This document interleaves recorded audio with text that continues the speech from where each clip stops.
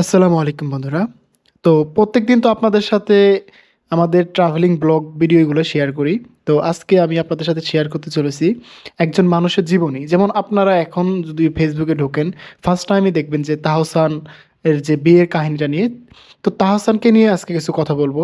তো যখন 2006 সালে মিথিলার সাথে বিয়ে হয়, তখন তারা ভালোই ছিল।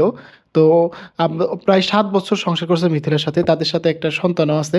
কিন্তু কি নিয়ে কিভাবে আসলে মেয়ে মানুষের কথা বলা যায় না, কখন কার মন পাল্টে যায়, এভাবেই তারা তাদের সংসার বিচ্ছেদ হয়। নানান কারণ ছিল তাদের সংসারের, কিন্তু আমরা সেটা জানি না, বা ওরকমভাবে না জানার কারণে আমরা সেটা বলতে পারবো না, তাই সেটা না বলি।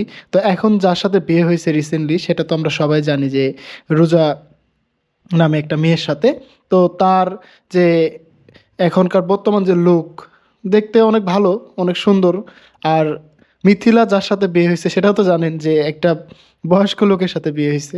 আসলে এখনও আবার প্রমাণ হয়ে যায় যে আসলে একটা ছেলে মানুষ চাইলে সব থেকে ব্যাটারি পায়, কিন্তু মেয়ে মানুষ সবসময় দেখবেন যে একটা বয়স্ক লোক তাদের কাছে যেতে হয়। আপনার যদি এই যে মোস্তাক আর তিশার কথা ভাবেন, তাদের ক্ষেত্রে কিন্তু একই ঘটনা ঘটছে। তাই ভাই, একটা পরামর্শ দেই যে টাকা কামাও, নিজের ক্যারেক্টার ঠিক রাখো, নিজের সব কিছু ঠিক রাখো, দেখবে যে তুমি একদিন সাকসেস হবে। মেয়ে কেন, মেয়ের মাও আসবে তোমার কাছে। তো কেমন লাগলো আমার এই গল্পটি অবশ্যই জানাবেন। আজকের ভিডিওটা এই পর্যন্ত থাকবে, কারণ ব্লগ ভিডিওর পাশাপাশি এই টুকটাক গল্প, এ ধরনের ভিডিও এখন আপলোড করব।